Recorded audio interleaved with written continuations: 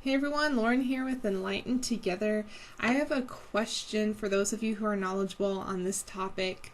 I'm looking to get a camera to do more outsourced filming for Enlighten Together and to do different projects. And I do not have a camera at this point in time, so I'm looking into getting a camera. I don't know anything about the subject, anything about cameras. And so I was wondering, for those of you who are knowledgeable on cameras and filming for YouTube videos and online broadcasting, what you think is the ideal camera. Now, there is a type of camera that I like. A few years ago I had a Canon camera. It was a couple $100s, but it was really nice because it had a knob, like an external knob, to zoom in and out, which was really cool, and it was really easy to zoom and do a pretty smooth zoom option in filming. And then it also had the external screen that could actually flip out, and I could turn it around, so sometimes if I had to film myself or whatever it was, I could take the screen out, fold it around so I could see myself, make sure I'm centered. That was a really nice camera, and in the long run I think I want to get something like that again.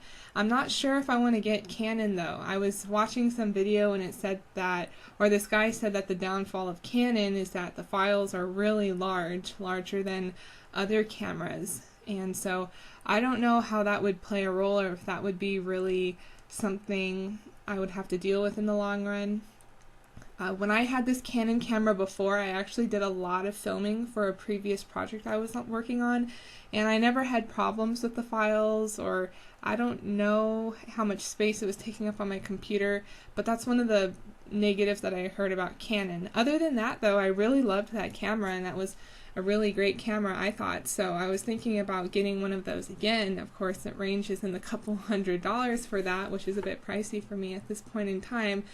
But in terms of other cameras, I'm open to hearing what recommendations you have. Maybe there's smaller cameras that do a good job and are easy to use and can be okay in that issue or in that topic and area.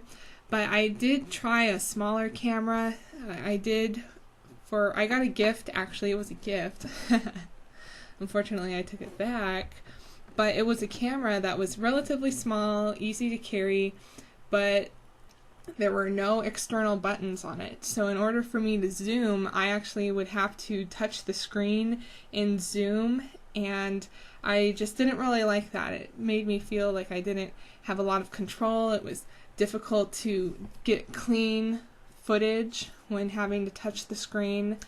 So that was something I didn't like about that particular camera. But again, any recommendations you guys have, any type of experience you have, or research that you've done on cameras and what works, what doesn't work, I would greatly appreciate it. Any direction is great.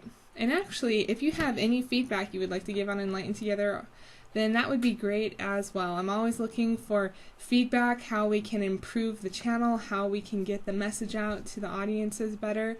Anything you have to say is really great. And I thank all of you for the support you've given Enlighten Together. This has been such an exciting project to work on, and believe me, there's a lot coming for Enlighten Together, and I'm really excited about this. Thank you so much for tuning in.